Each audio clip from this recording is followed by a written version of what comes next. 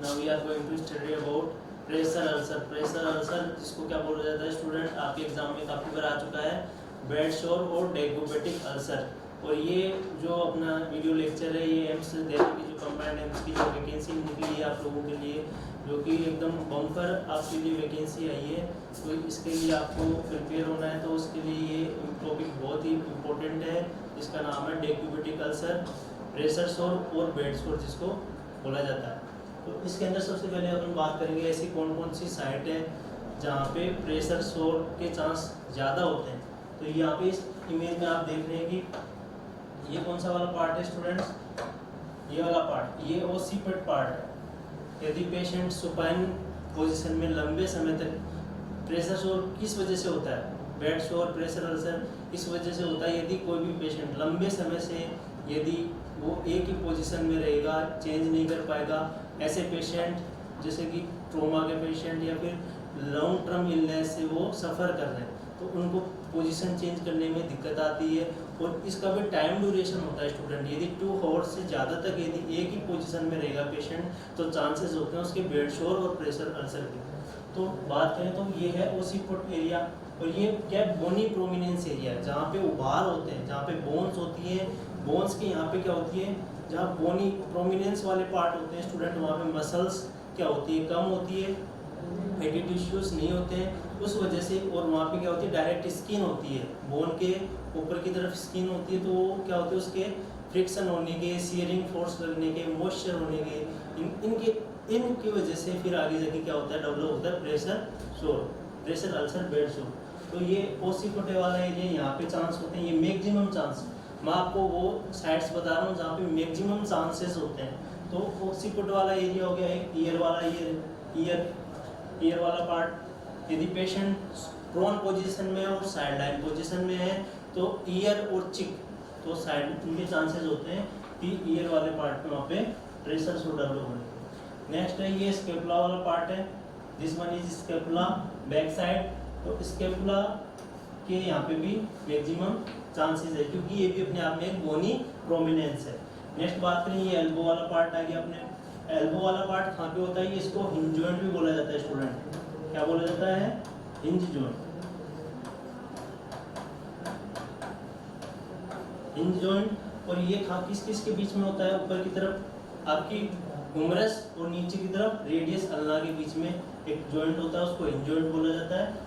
और वहाँ पे उसी को वो पार्ट होता है, एरिया होता है एल्बो वाला रीजन, ठीक है। तो इस वाले पार्ट पे भी क्या बोनी प्रोमिनेंस है, तो पेशेंट सुपाइन पोजीशन में लंबे समय से रहेगा या साइड लाइन में रहेगा, तो उसके चांसेस हैं एल्बो वाले पार्ट पे प्रेशर और अल्सर डेवलप होने के। नेक्स्ट बात करें तो सेक्रम, सेक्रम वाले रीजन पे बहुत ज़्यादा चांसेस होता है स्टूडेंट, सेक्रम वाले रीजन पे, तो सेक्रम क्लियर है।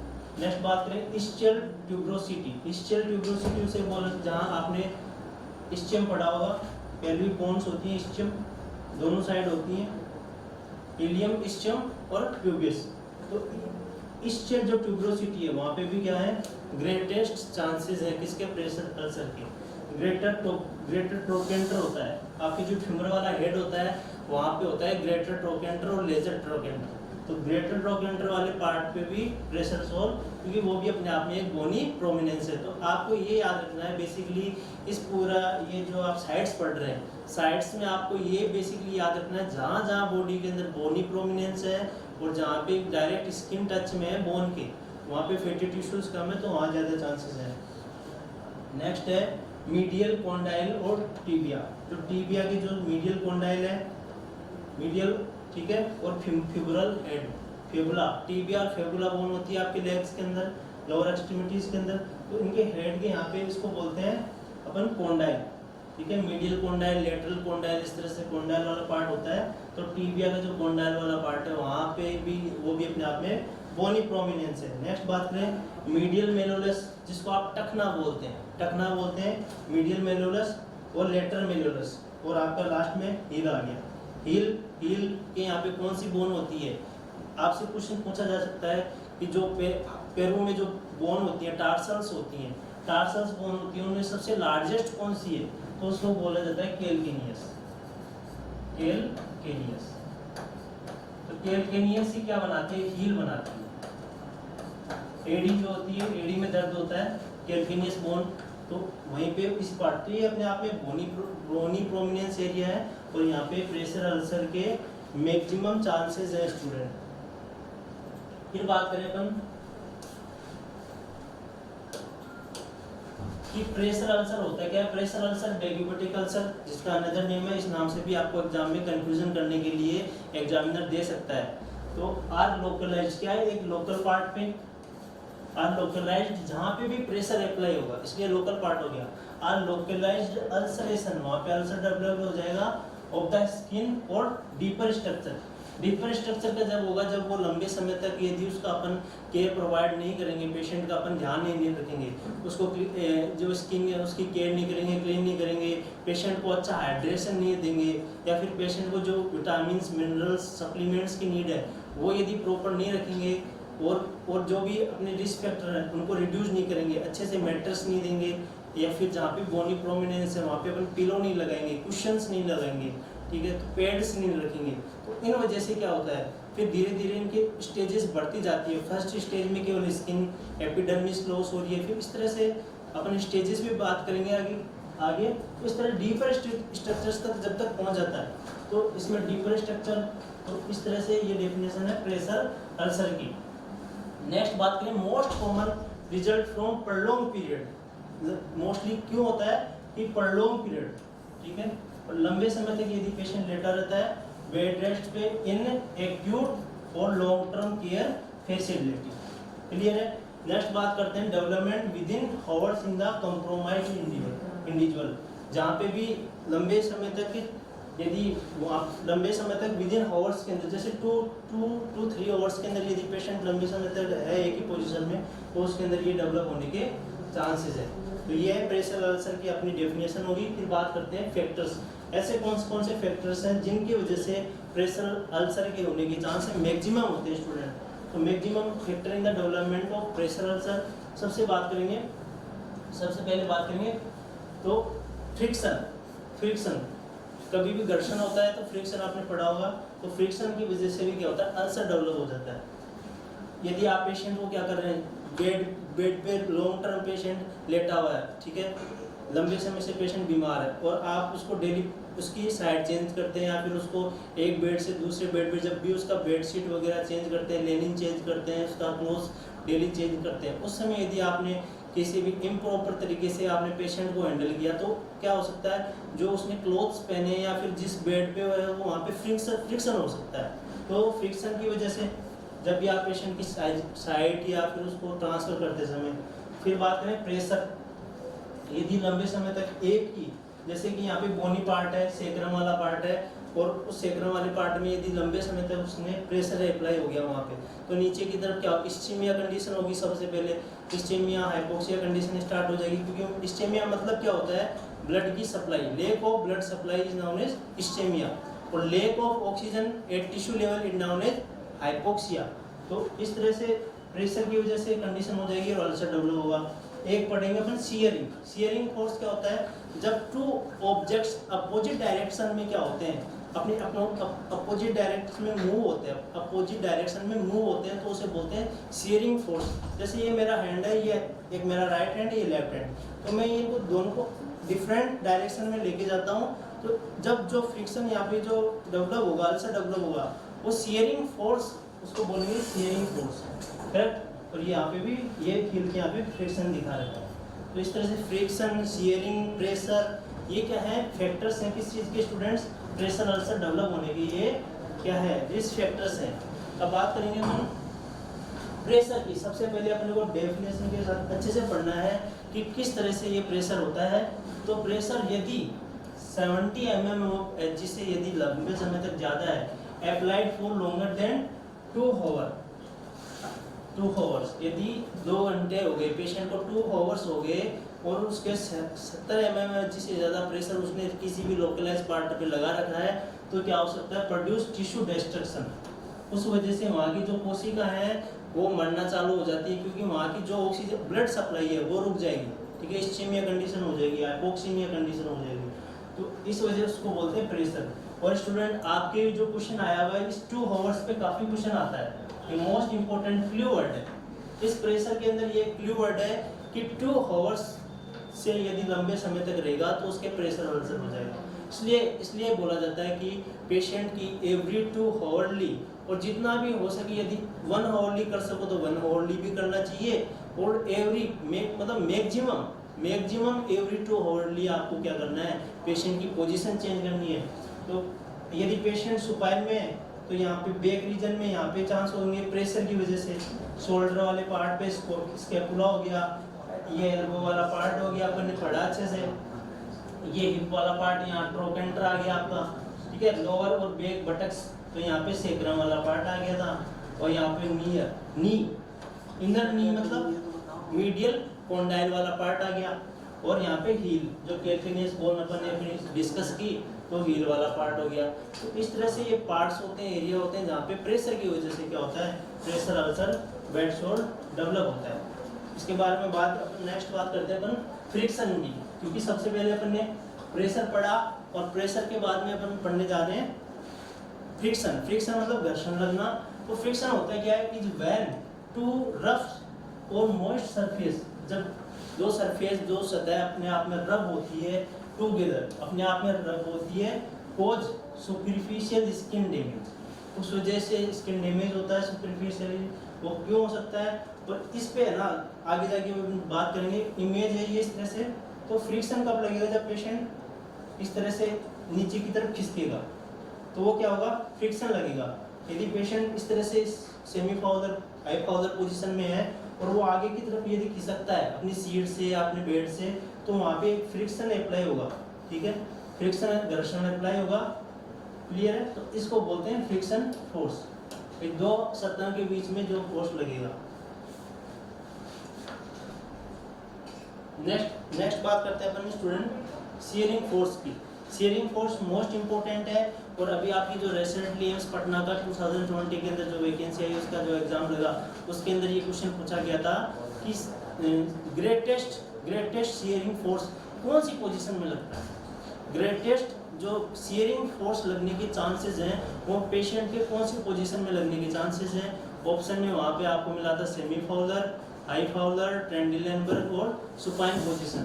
तो इस तरह से क्वेश्चंस आते हैं, कई बार कंफ्यूजन करने वाले हैं। तो उसका सॉल्यूशन यही है कि शियरिंग फोर्स क्या होता है स्टूडेंट, प्रोड्यूस्ड बाय स्लाइडिंग। यदि पेशेंट स्लाइड होता है एडजेसेंट सरफेस पे, is particularly important in the partially sitting position. ये मेन क्लू वर्ड है इसके अंदर कि sitting position means, sitting position किसको बोला जाता है स्टूडेंट, हाई फाउलर पोजीशन को सिटिंग पोजीशन बोला जाता है। और उस सिटिंग पोजीशन के अंदर शियरिंग फोर्स लगने के सबसे ज़्यादा चांसेस होते हैं। इस फोर्स की वजह से क्या होता है, रप्चर्स कैपिलरीज।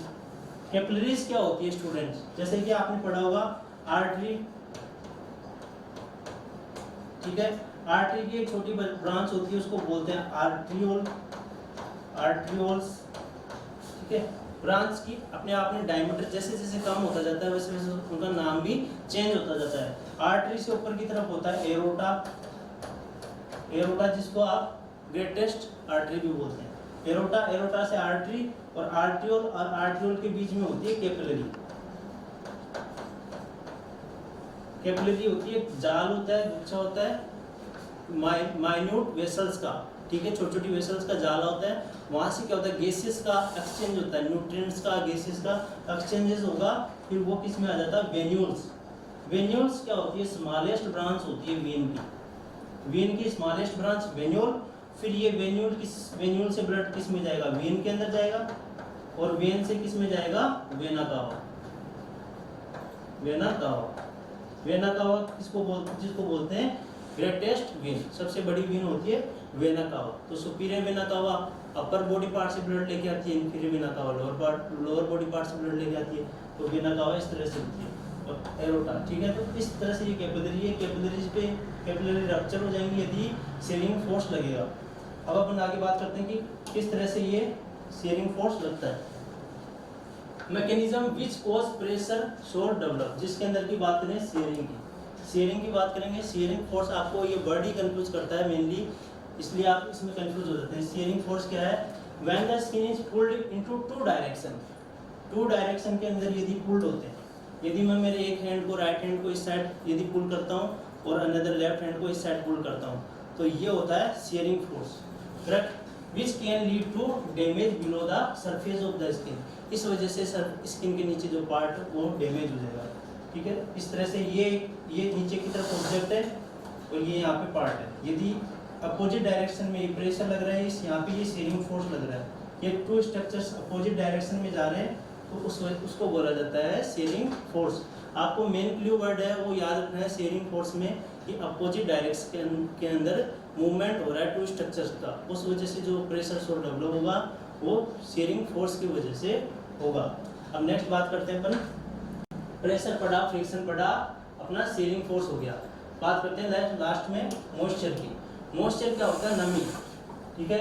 यदि लंबे समय से यदि पेशेंट के नीचे कोई गीला है, ठीक है, गीला है, मॉइस्चर है, यदि पेशेंट ने यूरिनेशन कर रखा है, यूरिन इनकॉन्टिनेंस है, उसके पेशेंट के यूरिन कंट्रोल में नहीं होता है, और यदि उसके टाइमली यदि होल्डली उसकी जो बेडशीट लेनिन है उसकी चेंज नहीं की गई, उसके कपड़े हैं जो क्लोथ्स हैं उसको चेंज नहीं किए गए, तो उस वजह से क्या हो सकता है? अल्सर डेवलप हो जाता है, वहाँ पे घाव बन जाता है on the skin, result in maceration, और वहाँ से मेसिरेशन, स्किन का मेसिरेशन होने लग जाता है ऑफ द एपिथेलियम। जो ऊपर की सरफेस है स्किन की, ऊपर की जो लेयर है एपिथेलियम जो लेयर है, उसका क्या हो जाएगा? डैमेज होना, डिस्ट्रक्शन होना स्टार्ट हो जाएगा, यदि लंबे समय तक वो गीला रहेगा, मॉइस्चर रहेगा। तो मॉइस्चर भी मोस्ट इम्पोर्टेंट है।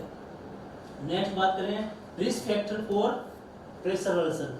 ये अभी जो भी अपन पहले पढ़े, जैसे प्रेशर पढ़ा, फ्रिक्शन पढ़ा, शियर पढ़ा और मॉइस्चर पढ़ा, ये क्या थे? मोटे मोटे जो रिस्क फैक्टर हैं वो है। अब ये कौन सी कंडीशंस के अंदर देखने को मिलते हैं? जैसे बाउल और ब्लैडर इनकॉन्टिनेंस। यदि पेशेंट के बाउल मतलब उसका जो स्टूल पास आउट का जो पैटर्न है उसके कंट्रोल में नहीं होता, तो बाउल पैटर्न, और ब्लैडर मतलब यूरिन उसके पेशेंट के कंट्रोल में नहीं है, तो बाउल और ब्लैडर इनकॉन्टिनेंस है पेशेंट को, तो ऐसी कंडीशंस में क्या होता है? उसके प्रेशर अल्सर होने के चांसेस होते हैं मैक्सिमम। नेक्स्ट है मालन्यूरिशमेंट। पेशेंट को यदि लंबे समय तक उसका न्यूट्रिशन में बैलेंस नहीं है, अच्छे से बैलेंस नहीं है, तो अच्छे से उसको न्यूट्रिशन नहीं मिल रहा, इट मीन्स उसकी जो स्किन है एपिथेलियम में वो ग्रोथ नहीं हो रही अच्छे से, और ग्रोथ नहीं हो रही इट मीन्स जब तक ग्रोथ नहीं होगी तो उसका जो स्किन है वो उसके अंदर टोनिसिटी नहीं रहेगी, और टोनिसिटी नहीं रहेगी तो वो अपने आप में मेंटेन नहीं कर पाएगी अपने आप को, और इस वजह से वो इजीली डिस्ट्रक्ट हो जाएगी। यदि माल नरिश्ड होगी, यदि सेल टिश्यू माल नरिश्ड होंगे, अच्छे से उनको जो विटामिन मिनरल्स चाहिए वो अच्छे से नहीं है, सेल टिश्यू तक नहीं पहुँचेंगे, तो क्या होगा? वहाँ पे जो फ्रिक्शन मॉइस्चर जो प्रेशर अप्लाई हो रहा है, फ्रिक्शन मॉइस्चर प्रेशर अप्लाई हो रहा है, उनका वो सामना नहीं कर पाएगी, वो स्किन उसको झेल नहीं पाएगी और इजीली ब्रेक डाउन हो जाएगी, तो उसको इस वजह से मालनरिशमेंट भी अपने आप में क्या है? और सिग्निफिकेंट वेट लॉस, धीरे धीरे जैसे वेट लॉस हो जाता है, जिन पेशेंट के अंदर वेट लॉस होता है तो ये भी मैक्सिमम चांस है प्रेशर अल्सर के। नेक्स्ट है एडिमा। यदि लंबे समय तक किसी लोकलाइज्ड पार्ट पे एडिमा है, सूजन आ रही है, तो वो क्या हो सकता है? रप्चर हो सकता है एडिमा वाला पार्ट, और वहाँ पे अल्सर बन जाएगा। नेक्स्ट है एनीमिया। एनीमिया क्या होता है? पेशेंट के अंदर ब्लड की कमी होना, हीमोग्लोबिन का लेवल क्या होता है? डिक्रीज हो जाता है, 10 to 11 जो mg ग्राम जो लेवल होता है अपना हीमोग्लोबिन का जो लेवल होता है, यदि वो कम हो जाएगा तो 10 ग्राम से कम हो जाएगा तो क्या हो जाएगा? एनीमिया। नेक्स्ट है hypoxia, lake of tissue in oxygen, lake of oxygen in tissue. यदि टिश्यू के अंदर ऑक्सीजन की कमी हो जाएगी तो उसको बोलेंगे हाइपोक्सिया, और यहीं यदि वर्ड ईमिया लगता है यहाँ पे, हाइपोक्सीमिया, लास्ट में EMIA वर्ड लिखा होता, इट मीन्स है ब्लड के अंदर ऑक्सीजन की कमी होना, टिश्यू के अंदर ऑक्सीजन की कमी होना हाइपोक्सिया, ब्लड के अंदर ऑक्सीजन की कमी होना हाइपोक्सीमिया। नेक्स्ट है हाइपोटेंशन। हाइपोटेंशन मीन्स बीपी का लो हो जाना, तो बीपी लो होना, हाइपोक्सिया होना, एनीमिया, ये सब भी क्या है? रिस्क फैक्टर है प्रेशर अल्सर के। नेक्स्ट है न्यूरोलॉजिकल इम्पेयरमेंट और इमोबिलिटी। यदि पेशेंट के जो न्यूरोलॉजिकल इम्पेयरमेंट जैसे भी ऐसी कोई कंडीशन जिनके अंदर सीजर्स आ रखे हैं, या फिर ऐसी कंडीशन जिनके अंदर पेशेंट का बॉडी का कंट्रोल नहीं है और वो लंबे समय से बेड रिडन है, जैसे कि इमोबिलिटी, पेशेंट चल फिर नहीं सकता, कोई मूवमेंट नहीं कर सकता, उसको बोलते हैं अपन इमोबिलिटी, ठीक है। तो ये भी क्या है? रिस्क फैक्टर है। नेक्स्ट है अल्टर्ड मेंटल स्टेटस। पेशेंट का मेंटल स्टेटस अल्टर्ड हो रखा है, फिर जिसके अंदर बात करें तो डेलेरियम और डिमेंशिया। डेलेरियम क्या है स्टूडेंट? एक्यूट कंडीशन है, आप साइकेट्रिक में पढ़ोगे अच्छे से इसको, एक्यूट कंडीशन है। डेलेरियम एक्यूट कंडीशन है डेमेंशिया। डेमेंशिया ओल्ड एज के अंदर देखने को मिलती है और लॉन्ग टर्म होती है, ठीक है। ओल्ड एज के अंदर ही देखने को मिलती है डेमेंशिया, और ये क्या होती है, क्रोनिक होती है। ये इसके अंदर बेसिकली मेन चीज है, और डेलेरियम शॉर्ट टर्म के लिए होता है। क्लियर? तो ये क्या है, रिस्क फैक्टर है जो कि प्रेशर सोर्स के डेवलप होने के लिए रिस्पॉन्सिबल है। नेक्स्ट बात करेंगे Brydon scale. Most important question है, आपके एग्जाम में काफ़ी बार आ चुका है कि ब्रेडन स्केल किसके असेसमेंट के लिए यूज़ किया जाता है। तो एग्जाम में आपको मिलेगा डीवीटी, डीप वीनस थ्रोम्बोसिस, एक ऑप्शन मिलेगा डेक्यूबिटिक अल्सर, तीसरा ऑप्शन मिल जाएगा आपको कोई भी, आपको मिल जाएगा एबीजी एनालिसिस, और fourth all of the above. इस तरह से आपको ऑप्शन करके आता है। ये क्वेश्चन आता है ब्रेडन स्केल किसको असेस करने के लिए यूज़ करते हैं। जैसे सेलेनिन चार्ट होते हैं, इनके भी क्वेश्चन आते हैं, बार बार क्वेश्चन आते हैं। जो भी स्केल होते हैं, टेस्ट होते हैं, इन पे most of the question put up होता है एग्जाम में। तो ब्रेडन स्केल यदि क्वेश्चन आ जाता है तो बेड शोर, देखो इसमें प्रिव्यू वर्ड है बी, आपको ऐसे याद रखना है ब्रेडन स्केल में बी आ रहा है तो बेड शोर।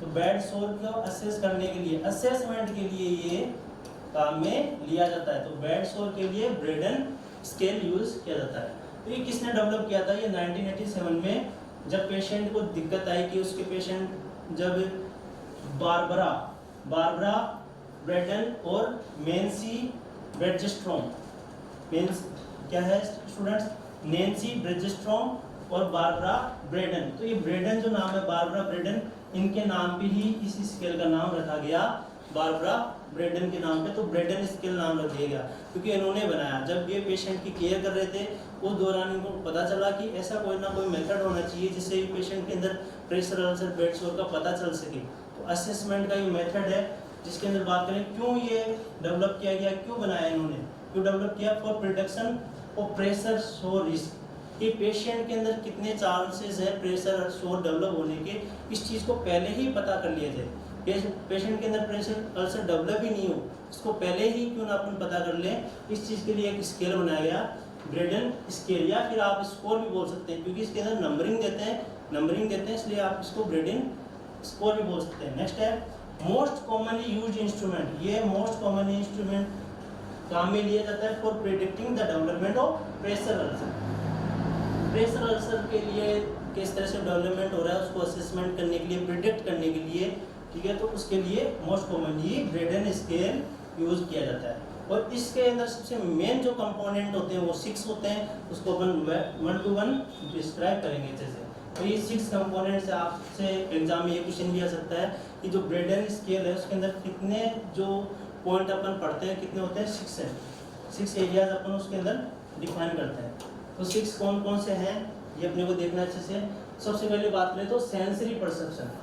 सेंसरी परसेप्शन सबसे पहला है, ये इसके अंदर स्केल के अंदर चेक करना होता है सेंसरी परसेप्शन। इसके अंदर पेशेंट को 4 नंबर देते हैं। यदि पेशेंट अच्छे से एक्सीलेंट है, कोई दिक्कत नहीं आ रही है, सेंसरी परसेप्शन मीन्स है उसको वो अच्छे से बता पा रहा है कि मैं अच्छे से फील कर रहा हूँ। Ability to respond, patient respond करने में एबल है।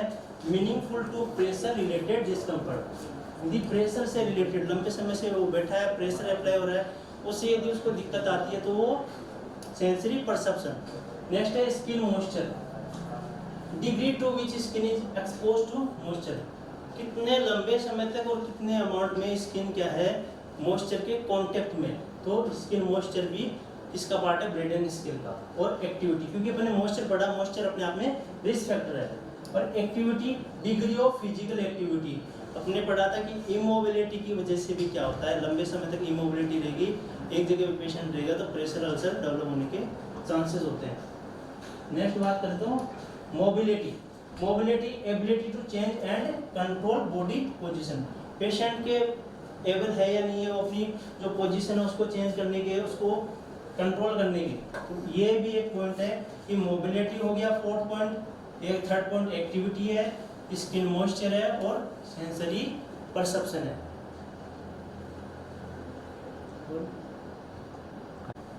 नेक्स्ट 5th वाला जो स्केल के अंदर जो अपन पढ़ते हैं जिसको बात करें तो nutrition. Nutrition usually food intake pattern, इसके अंदर चेक करते हैं कि पेशेंट का जो फूड का इनटेक करने का पैटर्न कैसा है। तो यदि एनपीओ है, यदि पेशेंट एनपीओ मतलब नथिंग पर ओरल, ये कई बार ये जो टर्मिनोलॉजी ये एग्जाम में पूछ ली जाती है कि एनपीओ का मतलब क्या होता है, एनबीए मतलब क्या होता है। एनपीओ मीन्स नथिंग पर ओरल, जैसे कोई भी सर्जरी होनी होती है तो उससे पहले एनपीओ कर देते हैं, मतलब कुछ भी खाना नहीं है, यदि खा लेते हैं तो क्या हो जाता है, एस्पायरेशन के चांसेस हो जाते हैं। तो एनपीओ फर्स्ट, ये 3 पॉइंट है, एनपीओ, आईवी और टीपीएन। तो एनपीओ यदि पेशेंट है नथिंग बाय माउथ, करेक्ट, इसके अकॉर्डिंग नंबर देने होते हैं 1 2 3 4। और यदि पेशेंट क्या है इसके अंदर 1 नंबर देंगे, यदि कुछ भी नहीं ले रहा माउथ से तो 1 नंबर देंगे। यदि आईवी इंट्रावीनसली पेशेंट के आईवी फ्लूइड चढ़ रहा है तो उसको इस तरह से 2 नंबर दे देते हैं, 2 3 नंबर दे देते हैं। और टोटल पेरेंटल न्यूट्रिशन, ठीक है। तो इस तरह से ये पॉइंट्स होते हैं स्टूडेंट कि पेशेंट का न्यूट्रिशन किसके थ्रू जा रहा है, और ये इन पे डिपेंड होता है कि एनपीओ के अंदर है तो कितना चांसेस है प्रेशर अल्सर होने के, डेवलप होने के। यदि आईवी पे पेशेंट है तो कितना चांसेस है, और टीपीएन के अंदर है पेशेंट टोटल पेरेंटल न्यूट्रिशन पे है तो उसके कितने चांसेस हैं, करेक्ट। और फिर 6 जो लास्ट है पॉइंट है, ब्रेडन स्केल का जो पॉइंट है 6 है, फ्रिक्शन और शियर। अपन ने ये पढ़ा, कोज है, मेन रिस्क फैक्टर है कि फ्रिक्शन और शियर की वजह से क्या होता है, प्रेशर अल्सर डेवलप होता है। तो 6 फ्रिक्शन, शियर हो गया, न्यूट्रिशन हो गया, मोबिलिटी हो गया, ठीक है, लैक ऑफ एक्टिविटी कम हो गया। ये सारे क्या थे अपने 6 पॉइंट्स थे जो कि अपन ने ब्रेडन स्केल में पढ़ना है। नेक्स्ट बात करें ब्रेडन स्कोर, ये इस तरह से आपके सामने ब्रेडन स्कोर है। इसके अंदर आपको अच्छे से बताया जाएगा कि कितने इसके अंदर मैक्सिमम कितना होता है, मिनिमम कितना होता है, सीवियरली, ठीक है। इस तरह से बात करते हैं सेंसरी। सबसे पहले बात करते हैं ये सेंसरी, अपन ने 6 पढ़े ना स्टूडेंट। पहला ये है सेंसरी, सेकंड है मॉइस्चर, ठीक है, थर्ड है एक्टिविटी, फोर्थ है मोबिलिटी, फिफ्थ ये पढ़ा अपने न्यूट्रिशन के बारे में, और 6th वन किसका है, फ्रिक्शन और शियर। तो ये 6 कंपोनेंट है ब्रेडन स्केल के, जिसके अंदर फर्स्ट ये इसके अंदर इस तरह से स्कोर दिए होते हैं, ठीक है। मैक्सिमम स्कोर कितना होता है स्टूडेंट इसके अंदर 23 क्या होता है इसके अंदर, मैक्सिमम होता है, ठीक है। और जो मिनिमम जो सीवियर रिस्क पे होता है पेशेंट उसके अंदर बात करें तो 9, ठीक है। तो ये रेंज है इसकी, जो स्केल है उसको अपन चेक करते हैं जब इसके अंदर देते हैं हाई रिस्क है, लो रिस्क है, या फिर उसके अंदर माइल्ड रिस्क है, मॉडरेट रिस्क है। इस चीज़ को जब अपन ये डाटा अपन लेते हैं तो ये इस आधार पे लेते हैं कि 23 और 9 के बीच की, ठीक है। इस तरह से अपन बात करें, देखो 23 किस तरह से हो जाएंगे, 4 नंबर तो इसके सेंसरी के जो हाईएस्ट पॉइंट है ये 4 हैं, मॉइस्चर के 4 हैं, 4 4 8, और कितने हो गए 12 और 4 कितने हुए स्टूडेंट 16 और 4 20, क्लियर है, 20 नंबर हो गए। और लास्ट फ्रिक्शन का हो गया 3, इसमें केवल 3 होते हैं, 4 नहीं होते हैं, इसलिए इसके 24 ना होके हाईएस्ट जो मैक्सिमम स्कोरिंग नंबर होता है वो कितना होता है 23 होता है, क्योंकि जो फ्रिक्शन के होते हैं कितने होते हैं 3 पॉइंट होते हैं, ठीक है। तो इसलिए 3 पॉइंट रखे गए हैं। तो 4 4 8 12 16 20 और 3 23, तो ये मैक्सिमम है। तो मैक्सिमम में यदि पेशेंट सही है, यहाँ देखो लिखा हुआ है नो इम्पेयरमेंट, यदि सेंसेशन पेशेंट को सेंसरी कोई दिक्कत नहीं है, एहसास होने में, सेंसरी परसेप्शन होने में कि उसको कोई डिस्कम्फर्ट हो रहा है, तो उसको कोई भी इम्पेयरमेंट नहीं है तो उसको 4 नंबर दे देंगे। पेशेंट मॉइस्चर की बात करेंगे, यदि कभी कभी मॉइस्ट होता है, जैसे कभी कभी पंखा नहीं चल रहा, फिर ऐसे कंडीशन में मॉइस्ट हो रहा है तो 4 नंबर।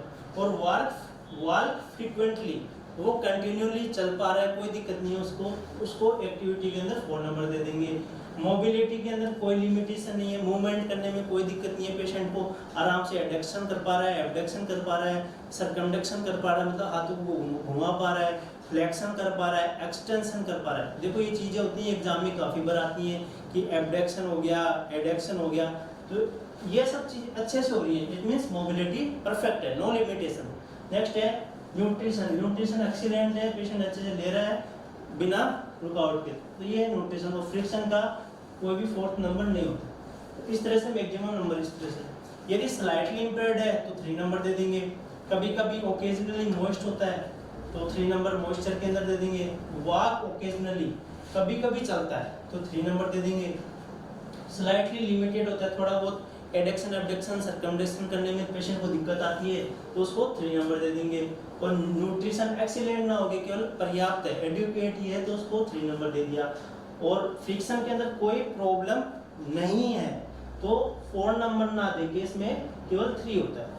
इस तरह से ये पॉइंट्स होते हैं स्टूडेंट। नेक्स्ट बात करें, यदि वेरी लिमिटेड, थोड़ा बहुत लिमिटेड होता है, ठीक है, एक तो कंप्लीटली लिमिटेड हो गया तो सेंसरी पूरा उसको पता नहीं चलता कि कैसे क्या हो रहा है, बता नहीं पा रहा अच्छे से, तो कंप्लीटली लिमिटेड होता है 1 नंबर, और वेरी लिमिटेड है तो उसको 2 पॉइंट दे देंगे सेंसरी के अंदर।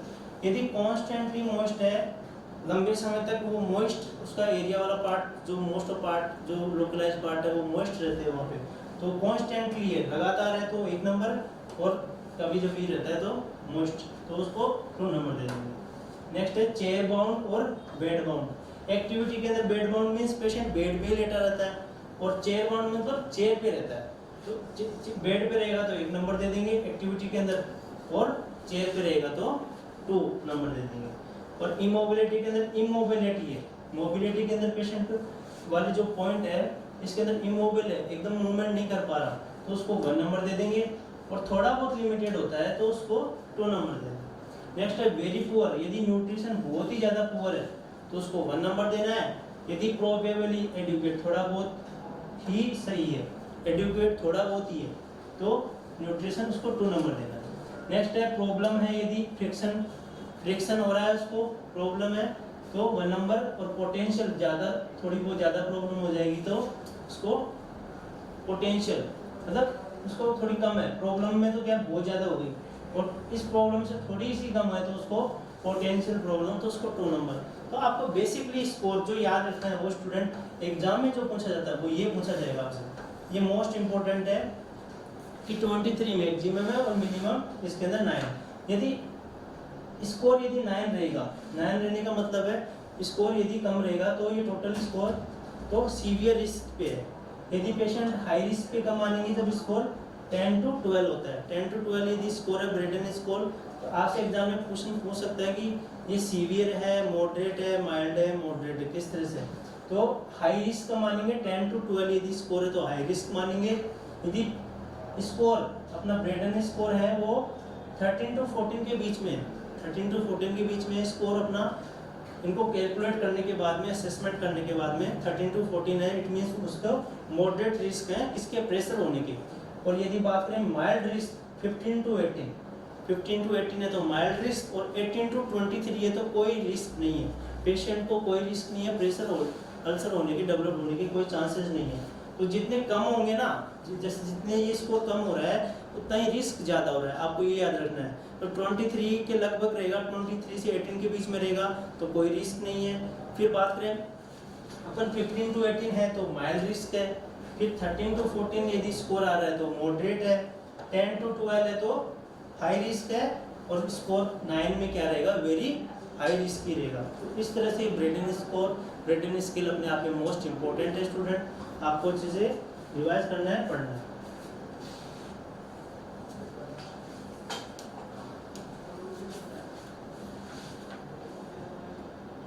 अब बात करते हैं stages of ulcer. Stages of ulcer पे काफ़ी क्वेश्चन आए हुए हैं। अभी जो रिसेंटली आपकी जो 2018 2019 के अंदर जो प्रीवियस पेपर्स लगे हैं उसके अंदर आपने देखा होगा, कई स्टूडेंट्स ने जो एग्ज़ाम दिया भी होगा, तो उसके अंदर स्टेजेस ऑफ अल्सर, जो प्रेशर अल्सर की जो स्टेजेस हैं उनसे फ्रीक्वेंटली क्वेश्चन पूछे गए हैं, वो इमेज बेस्ड क्वेश्चन पूछे गए हैं स्टूडेंटली। जो मोस्टली जो प्रेशर अल्सर से जो स्टेजेस से रिगार्डिंग जो क्वेश्चन पूछे गए थे वो इमेज बेस्ड पूछे गए थे। तो अपन इमेज के साथ में इसको डिस्क्राइब करते हुए चलेंगे कि stages of pressure ulcer, stages the pressure ulcer. तो अल्सर की जो स्टेजेस हैं वो कैसी हो, जो फर्स्ट स्टेज है 4 स्टेजेस पढ़ेंगे अपन। कितनी पढ़ेंगे स्टूडेंट, 4, टोटल 4 स्टेजेस पढ़ेंगे, जिसके अंदर जो एग्जाम के अंदर भी जो क्वेश्चन पूछे जा चुके हैं आपके, तो वो तो सेकंड ग्रेड के बारे में पूछा गया था और फोर्थ के रिगार्डिंग, ठीक है। एम्स ने, दिल्ली एम्स ने सेकंड ग्रेड और फोर्थ ग्रेड के रिगार्डिंग इमेज बेस्ड क्वेश्चन आ चुका है, और मे भी आप आगे भी आ सकता है। तो बात करें तो स्टेज फर्स्ट के अंदर क्या होता है, स्किन क्या होती है, इंटेक्ट होती है, स्किन के अंदर कोई डिस्ट्रक्शन नहीं होता, with a non blanchable redness. मतलब ब्लेंच करते हो ना उस समय रेडनेस नहीं होता, तो नॉन ब्लेंचेबल रेडनेस, ठीक है। नॉन ब्लेंचेबल मतलब ब्लेंच करते समय रेडनेस नहीं होना, non blanchable redness of a localised area, it means यहाँ पे इस तरह से रेडनेस रहेगी। यदि ये केवल स्किन इंटेक्ट है, आपको इमेज में ऐसा दिखाई दे रहा है, एग्जाम में इमेज बेस्ड क्वेश्चन आता है जिसके अंदर स्किन इंटेक्ट है और रेडनेस हो रहा है बस, तो उसको आप डायरेक्टली जा सकते हो कौन से ग्रेड का है, स्टेज का है फर्स्ट, यूजुअली ओवर ए बोनी प्रोमिनेंस। और कौन से पार्ट में देखने को मिलेगा, बोनी प्रोमिनेंस पर, क्योंकि आपने अच्छे से पढ़ा कि प्रेशर अल्सर जो डेवलप होते हैं, डेक्यूबिटिक अल्सर, बेड सोर जिसको बोला जाता है, वो बोनी प्रोमिनेंस जो एरिया वहीं पे डेवलप होता है मोस्टली। तो ये सबसे पहले अपने बात कर ली स्टेज फर्स्ट की। स्टेज फर्स्ट के अंदर क्या रेडनेस है और स्किन इंटैक्ट है। सेकंड बात करें अपन स्टेज सेकंड की। स्टेज सेकंड का ये क्वेश्चन आपके आ चुका है, जिसकी बात करें डेलियम्स 2018 के अंदर ये क्वेश्चन पूछा गया था, जिसके अंदर क्या होता है student, partial thickness loss of dermis, epidermis, फिर नीचे लेयर होती है डर्मिस, तो डर्मिस वाली लेयर क्या होती है, पार्शियल उसकी लॉस हो जाती है, थिकनेस हल्का सा वो लॉस हो जाता है एज ए शेलो ओपनिंग, और हल्की सी वहाँ पे क्या हो जाती है, ओपनिंग हो जाती है, शेलो एकदम ऊपर की जो परत है वो हट जाती है, ठीक है। With A red pink wound, वहाँ पे कैसा होता है, लाल और गुलाबी कलर का वहाँ पे घाव बन जाता है। विदाउट स्लो, विदाउट स्लो मतलब वहाँ से वो गिरता नहीं है, बट वहाँ पे घाव होता है इसके अंदर। May also present as an intact open ruptured और सीरम फिल्ड ब्लिस्टर, और यहाँ पे ब्लिस्टर्स बन जाते हैं, ब्लिस्टर बन जाते हैं जिसके अंदर सीरम होता है, अपन पढ़ते हैं ब्लड होता है उसके अंदर सीरम होता है, तो सीरम होता है वो उसके अंदर कलेक्ट हो जाता है, छोटे छोटे ब्लिस्टर बन जाते हैं। तो मे आल्सो प्रेजेंट इंटैक्ट ओपन भी हो सकते हैं, और रप्चर्ड सीरम ब्लिस्टर्स, जो ब्लिस्टर्स बने हुए हैं वहाँ पे वो रप्चर हो सकते हैं इस स्टेज के अंदर। तो सेकेंड स्टेज के अंदर ये देखने को मिलता है, और ये इमेज आ चुका है आपके एग्जाम में, तो इस तरह से आपको आइडेंटिफाई करना है यदि दोबारा ये रिपीट होता है एग्जाम में। नेक्स्ट बात करें स्टेज थर्ड की। स्टेज थर्ड क्या कहती है student, full thickness tissue loss, पूरी तरह से जो टिश्यू है वो लॉस हो चुका है, करेक्ट। नेक्स्ट बात है subcutaneous fat that may be visible, जो सबक्यूटेनियस लेयर होती है, अपन पढ़ते हैं epidermis, dermis, subcutaneous, fatty layer, इस तरह से नीचे फिर बोन आ जाती है, लिगामेंट आ जाते हैं, तो इस तरह से जो सबक्यूटेनियस जो लेयर है जहाँ पे फिर सबक्यूटेनियस इंजेक्शन लगाते हैं, आप पढ़ते हैं कि 45 डिग्री पे क्या लगता है, सबक्यूटेनियस का इंजेक्शन लगता है, एससी जिसको बोलते हैं। और इम्यूनाइजेशन शेड्यूल की बात करें तो वहाँ पे अपन पढ़ते हैं कि मिजल्स का वैक्सीनेशन कौन से रूट से लगाया जाता है, तो आपका राइट आंसर होता है वहाँ पे कि राइट आर्म और सबक्यूटेनियस पे, सबक्यूटेनियसली लगाया जाता है 45 डिग्री पे, राइट आर्म पे लगाया जाता है, तो ये वहाँ पे आपका राइट आंसर होता है, और 9वें मंथ पे लगाया जाता है मिजल्स का। तो इस तरह से तो ये सबक्यूटेनियस फैट जो लेयर जहाँ पे इंजेक्शन लगाते हैं यूजुअली, तो वो क्या होती है, विजिबल होती है, दिखने लग जाती है। देखो इसके अंदर ये सबक्यूटेनियस जो फैट है यहाँ पे ये दिखने लग गया, टिश्यू दिखने लग गया, बट बोन, टेंडन और मसल इज नॉट एक्सपोज, ये मोस्ट फ्लू वर्ड है इसके अंदर। जो थर्ड स्टेज को और फोर्थ स्टेज को आप डिफ्रेंशिएट करना चाहते हो कि प्रेशर अल्सर की जो थर्ड स्टेज है और फोर्थ स्टेज है, तो उसके अंदर जो डिफरेंस पता लगे, वो पता कैसे चलेगा, वो ऐसे चलेगा कि उसके अंदर यदि फोर्थ स्टेज के अंदर एक्सपोज है, बोन आपको मसल्स और आपको लिगामेंट्स दिख रहे हैं, टेंडन दिख रहे हैं, इट मींस एक्सपोजर हो रहा है, एक्सपोजर हो रहा है, आप दे दोगे स्टेज 4। यदि एक्सपोजर नहीं हो रहा है, केवल टिश्यूज दिख रहे हैं, सबक्यूटेनियस टिश्यूज दिख रहे हैं, इट मींस स्टेज 3 है। क्लियर है। नेक्स्ट बात करें स्टेज 4 की, तो स्टेज 4 वाला भी क्वेश्चन आ चुका है, जो आपका नेक्स्ट 2018 के बाद 2019 के अंदर जो एम्स दिल्ली का एग्जाम लगा, उसके अंदर ये क्वेश्चन पूछा गया था, इमेज बेस्ड क्वेश्चन पूछा गया था, जिसके अंदर आपको इमेज दिखाई गई थी और आपको 4 ऑप्शन दे दिए गए कि ये स्टेज सेकंड है, थर्ड है या फोर्थ है। तो इसके अंदर क्या होता है, फुल थिकनेस टिश्यू लॉस हो जाता है, साथ ही साथ मैंने आपको बताया था डिफ्रेंशिएट करने के लिए फोर्थ स्टेज को कि इसके अंदर क्या होगा, बोन एक्सपोज हो जाएगी, टेंडेंस दिखने लग जाएगी। देखो स्टूडेंट, बोन्स, टेंडेंस क्या होता है आपके एग्जाम में काफी बार क्वेश्चन आता है कि टेंडेंस क्या होते हैं। टेंडेंस ऐसा पार्ट होता है बोन बॉडी का जो बोन को मसल से जोड़ता है। क्या होता है टेंडन, क्या करता है स्टूडेंट, बोन को प्लस कर दे पर मसल, बोन को मसल से जोड़ने का कार्य करता है, ठीक है। इन दोनों को जोड़ने का काम कौन करता है, टेंडन करता है, करेक्ट। और बात करें बोन को बोन से जोड़ने का काम तो लिगामेंट्स, आप स्ट्रक्चर का नाम पढ़ते हैं, लिगामेंट्स होते हैं बॉडी के अंदर, और लिगामेंट्स क्या करते हैं, बोन को बोन से जोड़ने का काम करते हैं। बॉडी के अंदर कहीं भी ऐसा पार्ट जहाँ बोन से बोन जुड़ी हुई है, इट मीन्स वहाँ लिगामेंट है, और जहाँ बोन और मसल के बीच में तो क्या होगा, टेंडन। ये क्वेश्चन भी आपके काफी बार रिपीट हुआ है, क्लियर है। तो इसमें क्या होता है, स्लफ ऑफ हो जाता है, एस्कार्स बन जाते हैं, may be present some part of the wounded bed, जहाँ पे घाव बना हुआ है, वुंडेड बेड है, तो वहाँ पे क्या हो जाएगा, वहाँ की स्किन हट जाएगी, वहाँ पे एस्कार डेवलप हो जाएगा। नेक्स्ट बात करें, इंक्लूड्स अंडरमाइनिंग, इसके अंदर अंडरमाइनिंग हो जाती है। Undermining means deep tissue, deep तक लॉस हो जाता है, और टनल, एक टनल की तरह बन जाता है, घाव एक टनल जैसे हो जाती है, ठीक सुरंग बन जाती है वहाँ पे, इस तरह से घाव बन जाता है, डीपली बन जाता है, जिसके अंदर बोन तक आप दिख रही है, पेशेंट की बोन भी दिखने लग जाती है, इट मींस स्टेज 4 है। नेक्स्ट बात करें, अब स्टेजेस आपने first, second, third, fourth stage पढ़ ली, स्टेज मोस्ट इंपोर्टेंट है स्टूडेंट, एग्जाम पॉइंट से। अब बात करते हैं कि कैसे अपने को जो अल्सर डेवलपमेंट हो रहा है इसको रोके कैसे जाए। अपने असेसमेंट करना सीख लिया, अपने क्या क्या रिस्क फैक्टर थे ये पढ़ लिया अच्छे से, कौन कौन सी स्टेजेस पढ़ ली। अब अपने को बात करनी कि उनको बचाया कैसे जा सके, प्रिवेंट कैसे करें।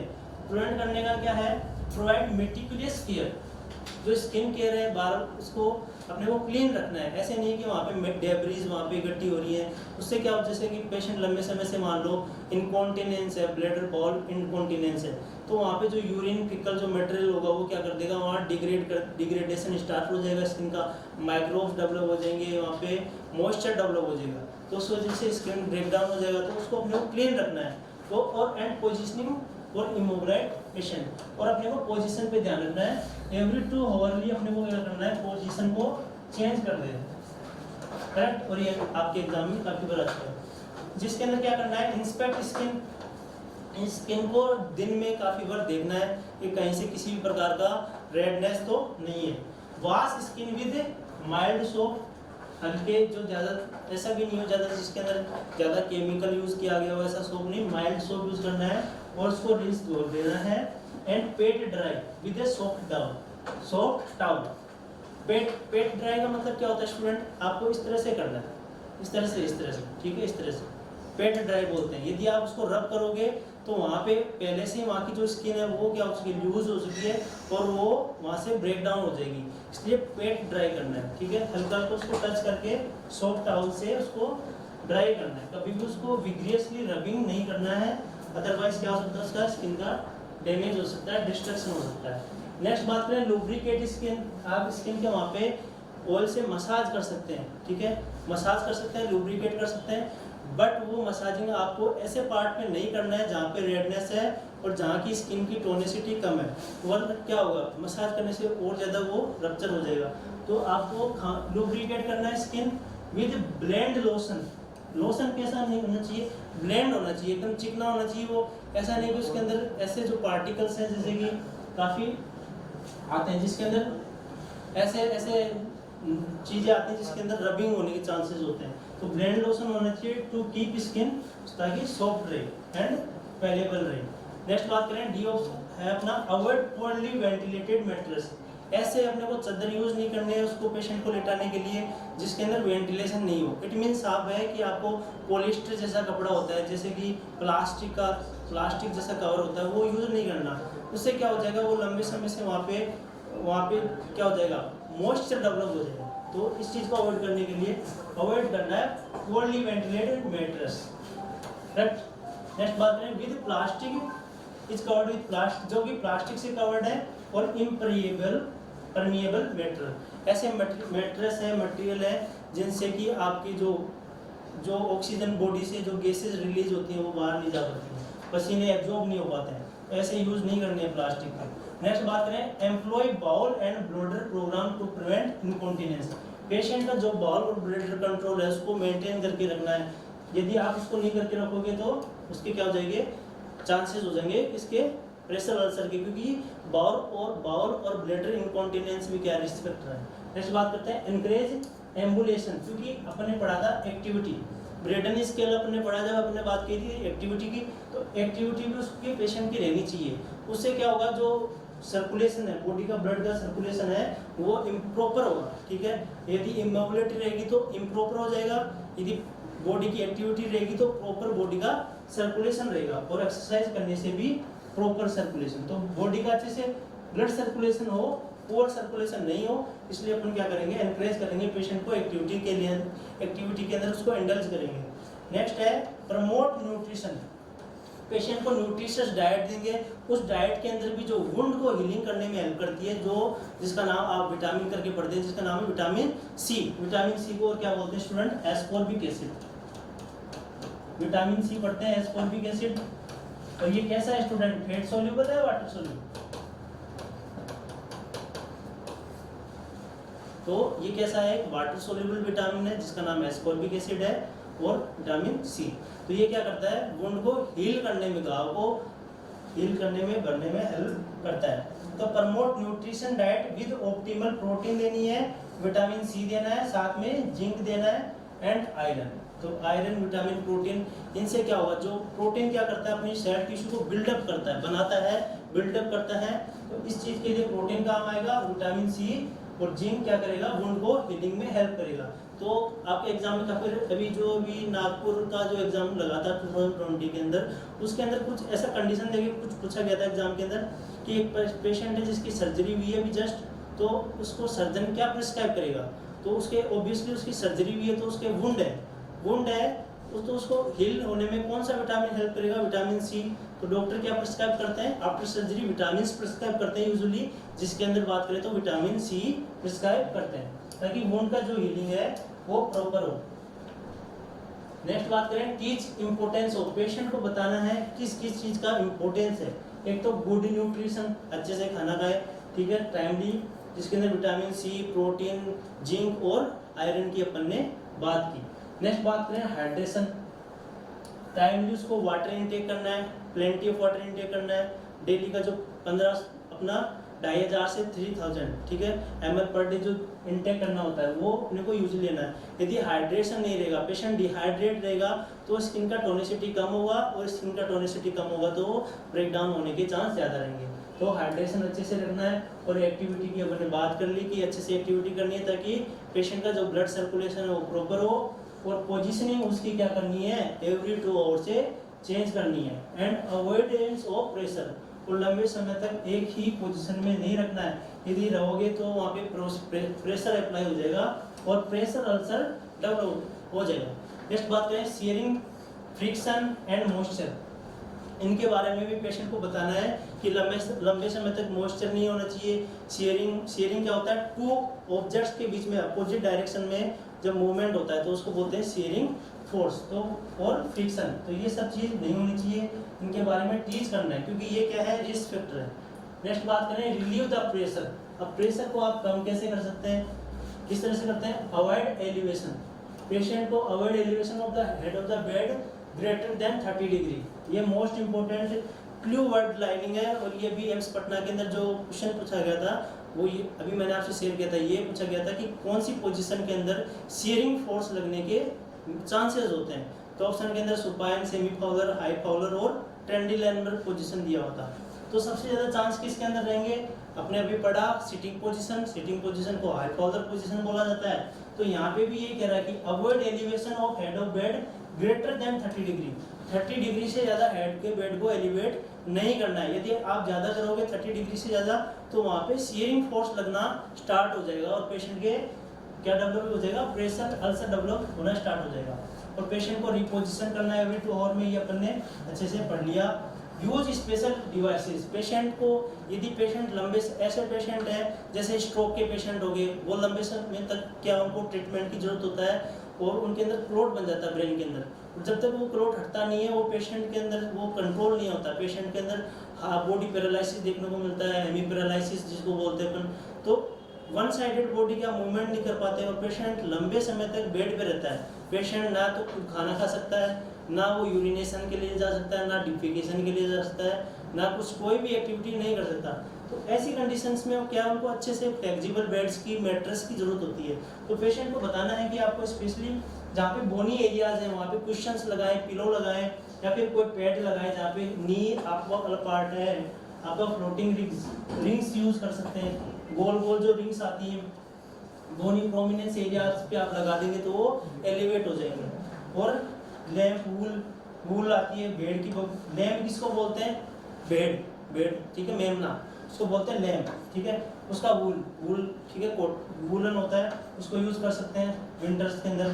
फ्लैसी पैड्स यूज करना है। And convoluted foam mattress. Convoluted foam mattress आते हैं स्टूडेंट जिसके अंदर क्या होते हैं, इस तरह से कॉन्वोल्यूटेड होते हैं वो, इस तरह से, ठीक है, उभार होता है उसमें, ठीक है, एकदम ऐसे चपटे ना होके उनमें उभार होता है। ऐसे मैट्रेस आते हैं, एयर फिल्ड मैट्रेस आते हैं और वाटर फिल्ड भी होते हैं। और बॉटीज और एल्बो पैड्स आपको यूज करने हैं। Lift heel off the bed in bed bound patient, जिनके अंदर बेड बाउंड पेशेंट है, ऐसे पेशेंट जो लगातार बेड पे ही रहते हैं उसको बोला जाता है बेड बाउंड पेशेंट। जो लंबे समय तक बेड पे रहते हैं ना उनको बोलते हैं बेड बाउंड, मतलब बेड तक ही रह सकते हैं, वो बाउंडेड है, ठीक है। तो उनके जो हील वाला पार्ट है उसको एलिवेट करके रखना ताकि उसके अंदर डीवीटी के चांसेस कम हो जाएं, क्योंकि डीवीटी चांस कब हो जाता है? जब लंबे समय तक ब्लड का फ्लो रुक जाता है, स्टॉप हो जाता है, एक ही जगह पे ब्लड रहेगा तो वो थक्का बनना स्टार्ट हो जाता है। तो do not use it, do not down US. इस तरह से आपको इजीली ये प्रेशर को रिलीव करने में हेल्प करेगा ये पॉइंट। नेक्स्ट है use in alternating pressure mattress और एयर और फ्लूइड बेड यूज करना है जिसके अंदर फ्लूइड, ऐसे में बेड भी आते हैं जिसके अंदर फ्लूइड भरा होता है, एयर भरा होता है। For patient at high risk to prevent और ट्रीट प्रेशर अल्सर को ट्रीट करने के लिए, ये भी अपने डिस्कस कर लिया अच्छे से। Provide for activity and ambulation care, जैसे एज मच एज जितना भी पॉसिबल हो सके पेशेंट को एक्टिविटी में उसको एम्बुलेट कराना है, उसको चलाना फिराना है, उसको मूवमेंट कराना है।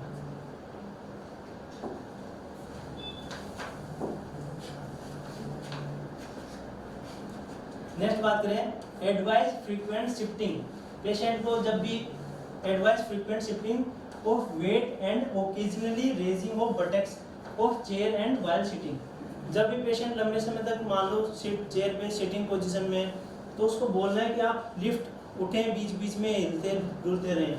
लंबे समय तक एक ही जगह पे रहेंगे तो प्रेशर अप्लाई होता है। नेक्स्ट बात करते हैं अपन क्लीन एंड डेब्रेट द वुंड को। अभी तक अपन ने पढ़ा था कि प्रेशर को कैसे कम किया जाए, क्योंकि प्रेशर अपने आप में रिस्क फैक्टर था, मेजर रिस्क फैक्टर था। तो अपन ने प्रेशर को कम करने के लिए अपन ने पढ़ा। अब अपने को पढ़ना है कि क्लीन कैसे किया जाए, clean and debris the wound को कैसे किया जाए। Use a normal saline use करना है, ठीक है। नॉर्मल सेलाइन किसके अंदर आता है, कैसा सॉल्यूशन है, ये क्वेश्चन आपके मैक्सिमम पुटअप हो चुका है एग्जाम के अंदर कि नॉर्मल सेलाइन है वो हाइपरटोनिक है, आइसोटोनिक है या हाइपोटोनिक है। तो राइट आंसर आपका होता है वहाँ पे आइसोटोनिक। ये कैसा होता है, आइसोटोनिक सॉल्यूशन है, ठीक है। नॉर्मल सेलाइन के साथ साथ और कौन सा होता है, आर्गन, रिंगर, लैक्टेट और हर्टमान सॉल्यूशन जिसको बोला जाता है। और ये भी क्या है, अपने आप में एक आइसोटोनिक सॉल्यूशन है। बात करें नेक्स्ट, ये यूज करना है एंड डिसइंफेक्टेंट वुंड, और जिससे कि क्या हो जाएगा, वुंड क्या हो जाएगा, नॉर्मल सेलाइन के हेल्प से क्या हो जाएगा, वुंड क्लीन हो जाएगा और डिसइंफेक्टेड हो जाएगा। Apply wet to dry dressing use करनी है। और एंजाइम ऑइंटमेंट, ऐसे एंजाइम्स आते हैं कई, वो क्या करते हैं, जो डेब्रीज होती है स्किन पे उसको क्या करते हैं, एंगल्फ कर लेते हैं। और डेब्रीमेंट इज डायरेक्टेड और असिस्ट विद सर्जिकल डेब्रीमेंट। तो सर्जिकली डेब्रीमेंट क्या होता है, आप ब्लेड से यदि किसी स्किन के किसी पार्ट को यदि वो डैमेज हो गया है, यदि आप सर्जिकली उसको रिमूव कर रहे हैं तो उसको बोलेंगे सर्जिकल डेब्रीमेंट। यदि आप किसी एंजाइम्स के थ्रू यदि स्किन को आप वहाँ से जो वहाँ पे डैमेज स्किन है, वहाँ पे पार्ट खराब हो गया स्किन का, उसको हटाने के लिए एंजाइम यूज कर रहे हैं तो उसको बोलेंगे एंजाइम डेब्रीमेंट। क्लियर है। तो ये चीज़ एंजाइम डेब्रीमेंट और ये आपका सर्जिकल डेब्रीमेंट है, ये बर्न वाले पेशेंट के अंदर भी बेसिकली अपन यूज करते हैं। क्लियर है। तो ट्रीटमेंट नेक्स्ट पढ़ते हैं, ट्रीटमेंट लोकल इन्फेक्शन। यदि पेशेंट के अंदर बात करें कि लोकल इन्फेक्शन हो जाता है तो उसको कैसे ट्रीट किया जाए, क्योंकि इन्फेक्शन को भी अपने को रोकना बेसिकली बहुत जरूरी है। अवॉइड ऑब्टेनिंग वुंड कल्चर, कभी भी जहाँ पे घाव बना हुआ है तो वहाँ से कभी भी क्या नहीं लेना चाहिए, कल्चर नहीं लेना चाहिए, क्योंकि वो आपको आपको जो इन्वेस्टिगेशन आएगी रॉन्ग आएगी, क्योंकि उसके अंदर बैक्टीरिया पहले से ही है और उस पार्ट से आप कल्चर लोगे तो ऑब्वियसली वो इन्फेक्टेड ही आएगा। तो avoid obtaining wound culture because open wounds are always, वहाँ पे कॉलोनाइज्ड हो जाती है, वहाँ पे बैक्टीरिया अपनी कॉलोनी बना लेती हैं with bacteria unless there are evidence of systematic infection. और वो सिस्टमेटिक इन्फेक्शन का कोई भी प्रूफ नहीं बताएंगे आपको, ठीक है, क्योंकि वो सिस्टमेटिक इन्फेक्शन का आपको पता नहीं चलेगा, क्योंकि ओपन वुंड है तो वहाँ पे बैक्टीरिया ऑब्वियसली प्रेजेंट होंगे और वहाँ से आप कल्चर लोगे तो आपको एकदम एक्यूरेट पता नहीं चलेगा कि पेशेंट की सिस्टमेटिक इन्फेक्शन है या नहीं है। तो कभी भी ओपन वुंड से कभी भी कल्चर नहीं लेना है। और प्रोग्रेस लोकल इन्फेक्शन, इस चीज़ का पता नहीं चलेगा, जैसे सेलुलाइटिस है, इन चीज़ का पता नहीं चल पाएगा। नेक्स्ट है अप्लाइड टॉपिकल एंटीबायोटिक्स।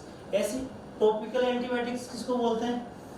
एक तो आप पढ़ते हैं टॉपिकल, ठीक है, instillation method of route of drug administration आपने पढ़ा होगा, उसके अंदर पढ़ते हैं अपन इंस्टिलेशन पढ़ते हैं, आई के अंदर कुछ ड्रॉप डालना इंस्टिलेशन होता है, ठीक है, पेरेंटल न्यूट्रिशन, ठीक है, इस तरह से आपने पढ़ा हुआ है अलग अलग, इंट्राथीकल, इंट्राओस्टिस। तो टॉपिकल क्या होता है? जो स्किन सरफेस पे यदि कुछ भी लगाते हैं आप, पाउडर क्रीम लगाते हैं, ठीक है, तो उसको बोलते हैं टॉपिकल। तो topical antibiotics to locally infected pressure ulcer as prescribe, जिस तरह से जो भी एंटीबायोटिक प्रिस्क्राइब की गई है, जैसे कि नियोमाइसिन वगैरह प्रिस्क्राइब की जाती है यूजुअली, तो उनको खा लगानी है आपको, टॉपिकल सॉल्यूशन बोल रहा है, सरफेस पार्ट पे लगाना है। नेक्स्ट बात करें कवर द वुंड। अब बात करिए अपन ने प्रेशर को हटाया सबसे पहले, फिर अपन ने बात की कि पहले सबसे पहले अपन जो पेशेंट थे उसको टीच किया कि किस तरह से अपन कर सकते हैं। नेक्स्ट अपन ने स्टेप पढ़ा था कि किस तरह से प्रेशर को दूर कर सकते हैं।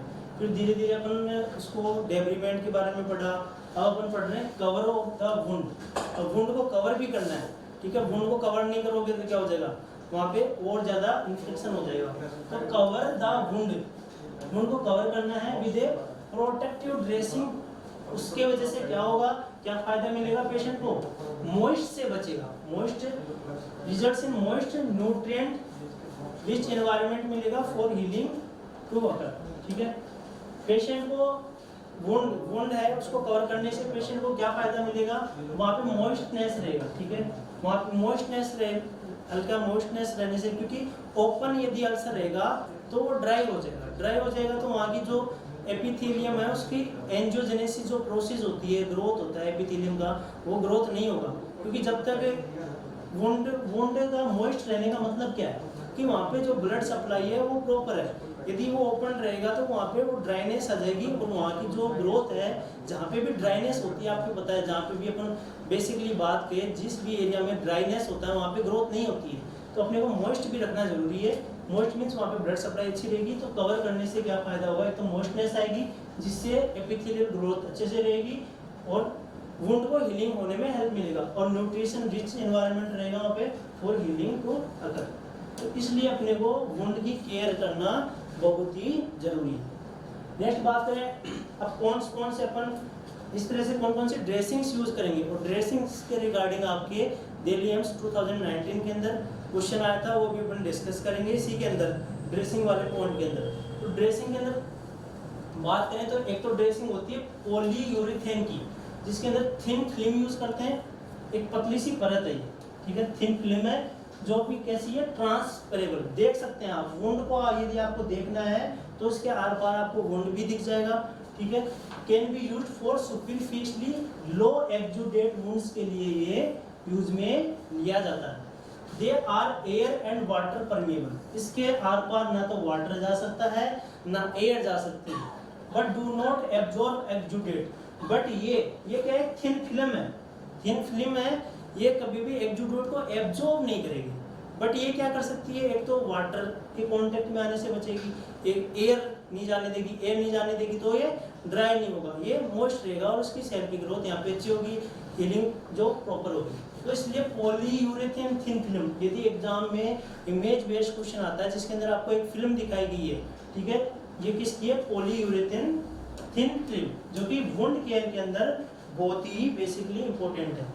नेक्स्ट बात करें पॉलीयूरेथेन फोम, एक तो पढ़ी अपने फिल्म के एकदम पन्नी की तरह एकदम ट्रांसपेरेंट, ठीक है, जिसके अंदर एयर वाटर नहीं जा सकता, बट वो एब्जॉर्ब नहीं करती, बट अपने को कई बार ऐसा भी जरूरत होता है, यदि एक्सुडेट ज़्यादा है तो उसको एब्जॉर्ब कराना होता है, क्योंकि एक्जूडेट ज़्यादा रहेगा तो वहाँ पे वुंड का हीलिंग अच्छे से नहीं होगा। तो फोम, पॉलीयूरेथेन का एक फोम भी आता है, देखो ये फोम जैसा है, फोम जैसा है, इट मींस इसके अंदर एब्जॉर्प्शन की कैपेसिटी है। तो foam and membrane dressing use करेंगे, वो क्या करेगी, एब्जॉर्ब करेगी एक्जूडेट को एंड आर ऑक्सीजन परमेबल, और जो जहाँ पे वुंड है, ओपन वुंड है, वहाँ तक ऑक्सीजन भी इसके थ्रू जा पाएगी, सेल टिश्यू तक डायरेक्ट ऑक्सीजन एनवायरनमेंट से जा पाएगी।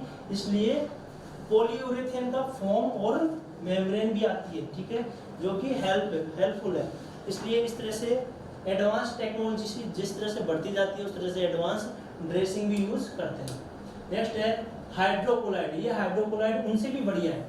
अभी अपन ने पढ़ी पॉलीयूरेथेन थिन फिल्म पढ़ी, पॉलीयूरेथेन फोम पढ़ा, अब उनसे भी ये बेहतर है। कौन सा, हाइड्रोक्लोराइड। हाइड्रो मीन्स इसके अंदर वाइट, हाइड्रो मीन्स वाटर, ठीक है, एक तो ये मॉइस्ट रखेगा, ठीक है। Hydrocolloids can provide padding to wounds but can lead to maceration. इसकी वजह से एक इसका नुकसान है कि इसकी वजह से मेसिरेशन हो जाता है, सेल का डिस्ट्रक्शन हो जाता है। They are too oxygen permeable, और ये भी क्या होता है, ऑक्सीजन इसके आर पार जा सकती है। क्लियर है? तो ये इस तरह से इमेज आता है कि ये किस चीज़ का इमेज है, तो आपका राइट आंसर जाना चाहिए हाइड्रोक्लोराइड ड्रेसिंग। ये ड्रेसिंग के अंदर ही आता है स्टूडेंट, ये हाइड्रोक्लोराइड ड्रेसिंग। नेक्स्ट बात करें अपन, आपके सामने हाइड्रोजेल ड्रेसिंग, क्या नाम है आपने अभी पहले पढ़ा हाइड्रोक्लोराइड, यहाँ पे लिखा हुआ है हाइड्रोजेल ड्रेसिंग। तो hydrogel dressing are multi layered, इसके अंदर खूब सारी लेयर होती है and includes property of both hydrochloride and polyurethane. इसके अंदर दोनों की क्वालिटी है, जो हाइड्रोक्लोराइड अपन ने पढ़ा और पॉलीयूरेथेन पढ़ा था, उन दोनों की क्वालिटी है किसके अंदर, हाइड्रोजेल ड्रेसिंग के अंदर दोनों की क्वालिटी है। तो इसके अंदर इस तरह से ये जेल की मल्टी लेयर्ड लगाई गई है वुंड के ऊपर। तो ये बेसिकली जैसे जैसे एडवांस रिसर्च होती जाती है, वुंड केयर के अंदर इंप्रूवमेंट कैसे नहीं आ रहा इस ड्रेसिंग से, वैसे वैसे एडवांस जैसे रिसर्च होती जाती है वैसे वैसे इनका मार्केट में आना शुरू हो जाता है, वुंड केयर के अंदर बहुत अच्छा इफेक्ट आता है। तो इस तरह से ट्रांसपेरेंट फिल्म होती है जो कि जेल लाइक है, तो आपका राइट आंसर जाएगा ये कैसी है, हाइड्रोजेल ड्रेसिंग है। फ्रेंड वहाँ पे एग्जाम में ऑप्शन होते हैं वो आपको कंफ्यूज कर देते हैं, इसलिए इमेज के साथ पढ़ना बेहतर अच्छा है। नेक्स्ट है, ये मोस्ट इंपोर्टेंट है, ये एग्जाम के अंदर आपके आया भी था, नेगेटिव प्रेशर सक्शन, ठीक है।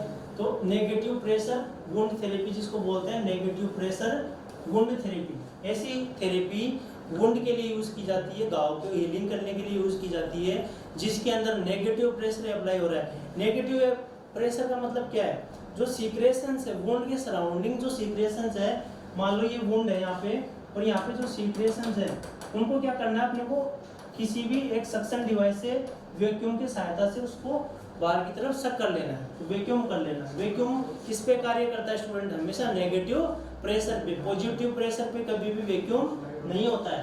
तो यहाँ पे लिखा हुआ है NPWT, NPWT की फुल फॉर्म यही है, negative pressure wound therapy, negative pressure wound therapy. और वेक भी इसको बोलते हैं, वेक डिवाइस भी बोला जाता है इसको वेक, देखो यहाँ लिखा हुआ है, इसको वेक डिवाइस भी बोलते हैं। क्लियर? वैक्यूम असिस्टेड, वेक की फुल फॉर्म क्या है, वैक्यूम, क्योंकि इसमें नेगेटिव प्रेशर लग रहा है, वैक्यूम असिस्टेड वुंड क्लोजर। और ये दिल्ली एम्स 2019 के अंदर इमेज बेस्ड क्वेश्चन पूछा गया, जिसके अंदर नेगेटिव प्रेशर अप्लाइड होता है वुंड बेड पे टू रिमूव एक्जूडेट को रिमूव करने के लिए एंड फैसिलिटेट एंजियोजेनेसिस। एंजियोजेनेसिस क्या होता है, एंजियो मींस क्या होता है, जहाँ पे भी वर्ड एंजियो आता है इट मींस ये मेडिकल टर्म किसको डिनोट करती है, ब्लड वेसल्स को। तो एंजियोजेनेसिस, जेनेसिस मतलब होता है बनना, ठीक है। तो ब्लड वेसल्स का जो डेवलपमेंट होगा उसके अंदर हेल्प करेगा, तो एंजियोजेनेसिस को फैसिलिटेट करेगा, बढ़ावा देगा। कौन, ये आपका NPWT dressing wound therapy, negative pressure wound therapy, जिसके अंदर आप देख रहे होंगे इस तरह से, ये यहाँ पे ये वुंड है, यहाँ से जो एक्जूडेट है, ये स्किन ऊपर वाली स्किन हो गई, ये वुंड हो गया, तो वुंड के अंदर जो एक्जूडेट है वो इसके अंदर आ जाएगा ट्यूबिंग के अंदर, और ट्यूब से इस कैनिस्टर के अंदर आ जाएगा बाहर की तरफ, ठीक है। इस तरह से ये NPWT है। नेक्स्ट बात करें, आपके एग्जाम के अंदर ये क्वेश्चन पूछा गया था कि द बिलो शोन इमेज, नीचे जो दी गई इमेज है बेड शोर इन बेड रिडन पेशेंट के अंदर, which grade bed sore is present, कौन सा ग्रेड है, कौन सा ग्रेड है, आपको अच्छे से बताना है। क्विकली बताओ, फास्ट बताओ कि ये कौन सा ग्रेड का है।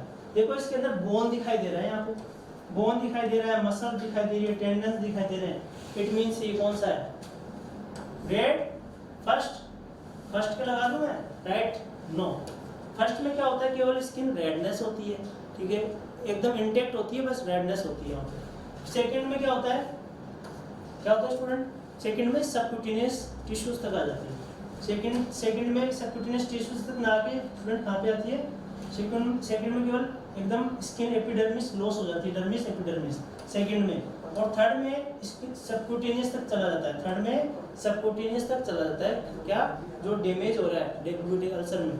और फोर्थ में क्या, थर्ड में कभी भी बोन और टेंडन मसल नहीं दिखाई देता है, जबकि फोर्थ में दिखाई देता है। तो ये ऊपर वाले तीनों रॉन्ग हो गए, stage fourth is right answer. ये पूछा गया था आपके दिल्ली एम्स 2019 के अंदर, इमेज बेस्ड क्वेश्चन पूछा गया। नेक्स्ट बात करें, identify the stage of pressure ulcer. ये जो इसके अंदर स्टेज दी गई है, ये कौन सी स्टेज है, ये एम्स 2018 के अंदर ये क्वेश्चन आया था, 18 के अंदर एम्स दिल्ली के अंदर जो क्वेश्चन, एम्स दिल्ली का क्वेश्चन आया था, पेपर लगा, उसके अंदर ये पूछा गया इमेज बेस्ड, ये किसका इमेज है स्टूडेंट। तो ये इसके अंदर देखो, केवल सुपीरियरली स्किन के नीचे की जो डर्मिस एपिडर्मिस है वो लॉस्ट हो रही है, क्लियर है, इंटैक्ट नहीं है। देखो फर्स्ट स्टेज में क्या होता है, इंटैक्ट होती है स्किन, बट यहाँ देख रहे हो आप, यहाँ पे इंटैक्ट नहीं है, बट सबक्यूटेनियस तक भी नहीं गया, ठीक है। तो इंटैक्ट नहीं है, इट मींस क्या, स्किन इंटैक्ट नहीं है, तो आपका राइट आंसर जाना चाहिए स्टेज सेकंड। तो stage second is right answer, clear है। तो इस तरह से ये क्या है, मोस्ट इंपोर्टेंट टॉपिक है, इसलिए आपको ये नेसेसरी है इसका revision. Identify the type of dressing, ये क्वेश्चन पूछा गया एम्स 2000 दिल्ली 2019 के अंदर, ये क्वेश्चन पूछा गया। एक ही टॉपिक से बार बार क्वेश्चन आने का मतलब ये है स्टूडेंट, ये बहुत ही इंपॉर्टेंट है। इट मींस वहाँ पे जो पेशेंट केयर करानी है एम्स के अंदर, वहाँ पे भी ये आपको पता होना चाहिए। तो फॉर्म ड्रेसिंग ये कौन सा है, ये इमेज दिया गया है ड्रेसिंग का। Identify the type of dressing, किस प्रकार की ये ड्रेसिंग है, ये इमेज पूछा गया था, जिसके अंदर आपको ऑप्शन दिया गया फॉर्म ड्रेसिंग। क्या यहाँ पे फॉर्म लगाई गई है, अभी अपन ने फॉर्म का भी इमेज देखा था, नहीं है, ये फॉर्म जैसा कुछ भी नहीं है। इस पे नेगेटिव प्रेशर ड्रेसिंग बोल सकते हैं इसको पॉजिटिव बोलना है, या हाइड्रोकोलाइड। देखो अपन ने हाइड्रोकोलाइड का भी इमेज देखा। पॉजिटिव प्रेशर कभी भी सक्शन करना है तो पॉजिटिव प्रेशर का नामो निशान नहीं लेना है। नेक्स्ट है यहाँ सेकंड दिया हुआ है नेगेटिव प्रेशर, अपन ने पढ़ा था, ये क्या है, NPWT, negative pressure wound therapy, जिसको वेक भी बोला जाता है, vacuum assisted wound closure device. तो ये नेगेटिव प्रेशर पे कार्य करता है। शक हो रहा है, यहाँ से देखो ये एक्यूडेट इस ट्यूब के थ्रू इस कनेक्टर के अंदर आ जाएंगे।